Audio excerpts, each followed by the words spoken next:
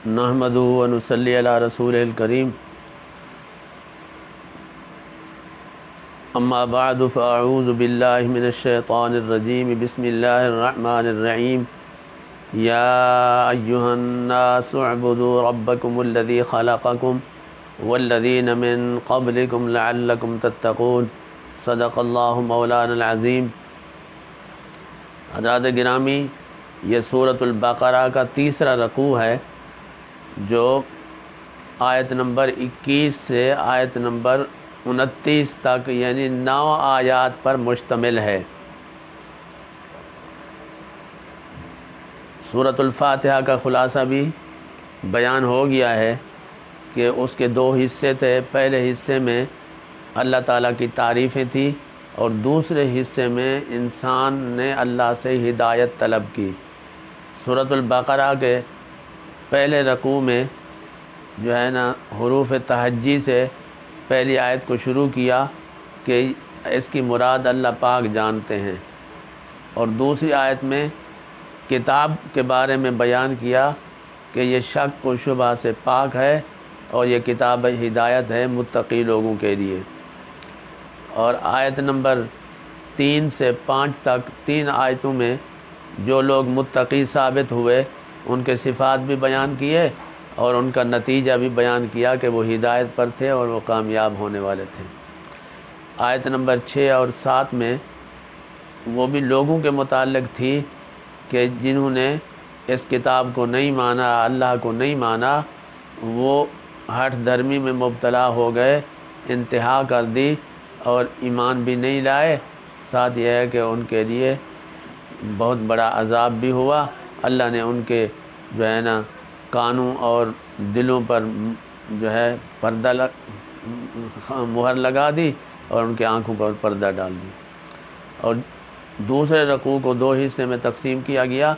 पहला हिस्सा ना मानने वाले, लेकिन वो ना मानने वाले जो ज़ुबान से मानते थे, दिल से उनने तस्दीक नहीं की, तो वो भी ना मानने वाले हुए।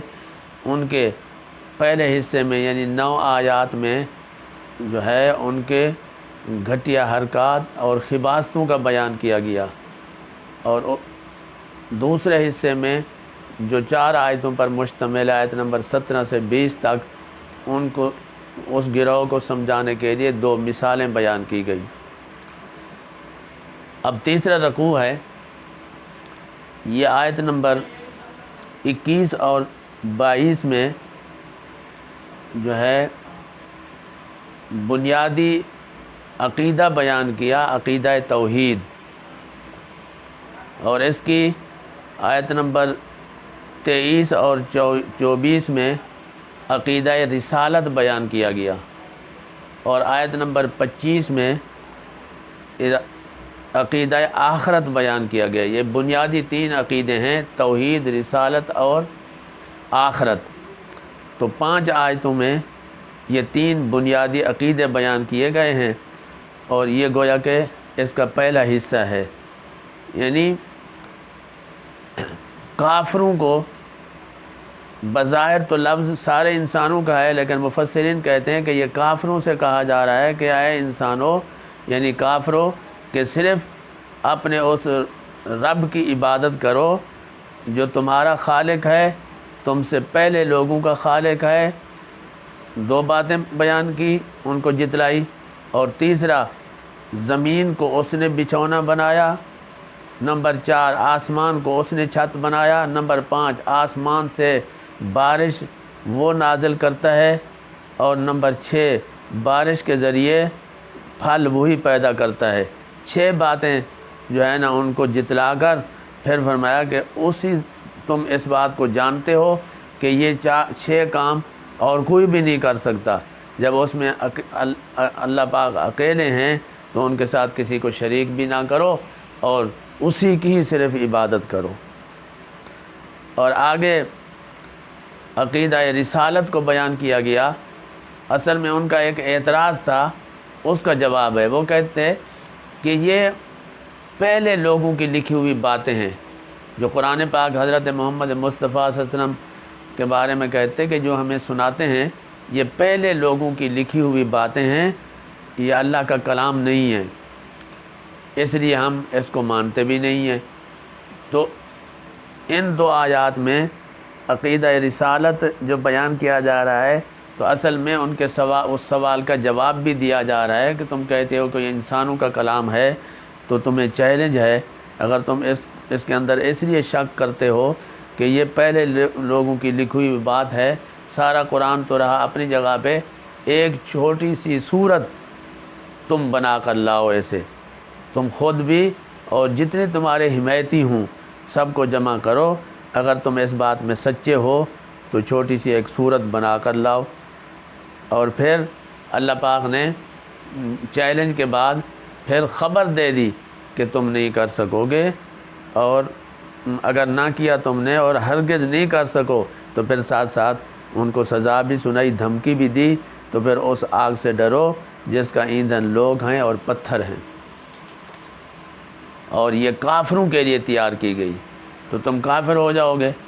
اس کتاب پہ طرح طرح کے معارضے پیش کر کے اس کو نہ ماننا تو کافر ہوئے، پھر جہنم کی آگ بھی کافروں کے لیے تیار کی گئی۔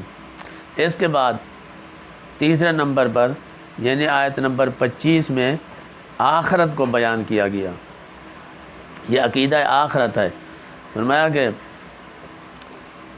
ایمان اور اعمال صالح والے لوگوں کو میرے پیارے رسول جنت کی خوشخبری دے دیجئے، اور جنت کے اندر کیا خوبیاں ہیں؟ فرمایا ایک تو یہ ہے کہ اس کے اندر جو باغات ہیں، وہی جنت جو باغات ہیں ان کے باغوں کے نیچے نہریں ہیں، اور دوسرے یہ کہ اس کے اندر جو پھل ہیں، جو پھل دیے جائیں گے تو وہ دیکھتے ہی آدمی کہے گا کہ ہو یہی پھل تو ہم جو ہے دنیا میں بھی دیے گئے تھے۔ تو شکلوں میں بے شک ان جیسے ہوں گے، لیکن حقیقتاً ذائقے اور مزے کے لحاظ سے وہ الگ ہوں گے۔ تو باغات ہوں گے اور ان کے پھل بڑے ذائقے دار ہوں گے، اور دوسری نعمت یہ کہ اس کے اندر عورتیں بھی ہوں گی، اور وہ عورتیں پاکیزہ عورتیں ہوں گی، اور تیسرے نمبر پر اس کے اندر وہ ہمیشہ رہیں گے۔ تو جنت آخرت کے جو تین بہت اعلیٰ اور عمدہ نعمتیں تھیں ان کا بیان کیا گیا۔ اس کے بعد جو اگلی آیت ہے، آیت نمبر 26، یعنی 5 آیتوں میں تو 3 عقیدے بیان کیے، توحید، رسالت اور آخرت، اور جو آیت نمبر 26 ہے وہ فرمایا کہ یہ ان کا دوسرا اعتراض یہ تھا، پہلا اعتراض یہ تھا کہ یہ انسانوں کی لکھی ہوئی کتاب ہے، اللہ کی نہیں، اس لیے ہم نہیں مانتے، اور دوسرا معارضہ یہ اس طرح کرتے تھے کہ یہ حقیر حقیر مثالیں ہوتی ہیں، حقیر حقیر چیزوں کی، حقیر حقیر مخلوق کی مثالیں دی جاتی ہیں اس کلام میں، اگر یہ اللہ کا کلام ہوتا تو اس طرح کی مثالیں کیوں ہوتی؟ تو اس معارضے کا آیت نمبر 26 میں جواب دیا گیا۔ فرمایا کہ اللہ پاک نہیں لحاظ کرتے اس بات سے کہ وہ مچھر کی مثال بیان کریں یا چھوٹے ہونے میں اور چھوٹائی میں جو اور بڑی مثال ہو اس کو بھی بیان کر سکتے ہیں اللہ پاک، لیکن جو اہل ایمان سنتے ہیں اس بات کو تو ان کے ایمان میں اضافہ ہوتا ہے، اور وہ کہتے ہیں یہ واقعی برحق مثال ہے، یہ اللہ کی طرف سے ہے۔ اور جب کافر سنتے ہیں اس طرح کی مثالوں کو تو وہ اعتراض کر دیتے ہیں کہ یہ دیکھو ایسی مثالیں جو ہے نا یہ کیسے ہو سکتی ہیں۔ اور فرمایا کہ یہ اللہ کا کلام ہے، اللہ پاک مثالیں بھی بیان کر سکتا ہے، تو اللہ پاک اسی کلام کے ذریعے بہت ساروں کو ہدایت دیتا ہے اور بہت ساروں کو گمراہ کرتا ہے۔ جن کے اندر انابت اور رجوع ہوتا ہے ان کے ایمان میں اور اضافہ ہو جاتا ہے، ان کی ہدایت میں اور اضافہ ہو جاتا ہے، اور جن کے فطور ہوتا ہے تو وہ گمراہ ہو جاتے ہیں۔ اور گمراہ کون ہوتے ہیں؟ فرمایا جو فاسق فاجر لوگ ہیں وہ قرآن پاک کو سن کر طرح طرح کے بہانے بنا کر وہ لوگ گمراہ ہوتے ہیں۔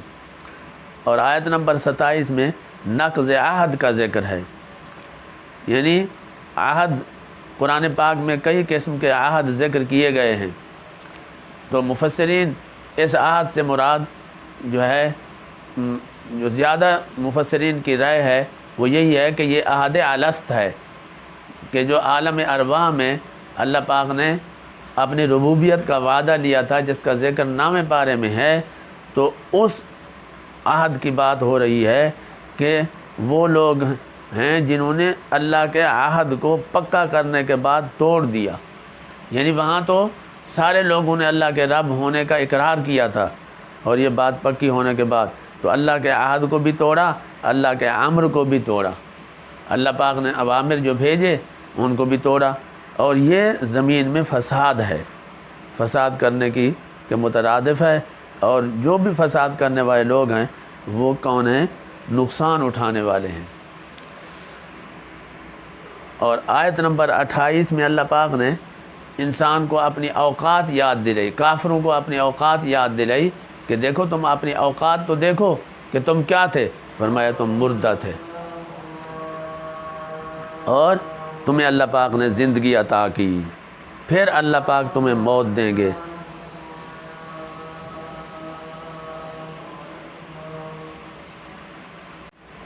تو اذان ہو رہی تھی اس لیے بات کو تھوڑا منقطع کیا۔ آیت نمبر 28 میں اللہ پاک نے کافروں کو اپنی اوقات یاد دلائی کہ فرمایا کہ تم تھے کیا، تم مردہ تھے، پھر اس ذات نے تمہیں زندگی عطا کی، پھر تمہیں موت دے گا، اور پھر تمہیں زندگی عطا کرے گا، اس کے بعد تم اس کی طرف لوٹو گے، اس کی پیشی میں چلے جاؤ گے۔ اور آیت نمبر 29 میں پھر جب زندگی اللہ پاک نے دی تو زندگی میں جو احسانات کیے تو وہ احسانات بھی جتلائے، اور 7 آسمانوں کی تخلیق بھی بتائی کہ 7 آسمانوں کی تخلیق کرنے والے بھی اللہ پاک ہیں، اور اس کا علم بھی کلی ہے۔ ایک اپنا علم بتایا کہ اللہ کا علم کلی علم ہے، تمام چیزوں کا علم اللہ کے پاس ہے۔ دوسرا یہ ہے کہ 7 آسمانوں کی تخلیق، اور پہلے نمبر پہ کیا کیا کہ ان پر جو احسانات کیے، جب زندگی تھی تو زندگی کی ساری چیزیں بھی اللہ پاک نے وافر مقدار میں مہیا کر دی۔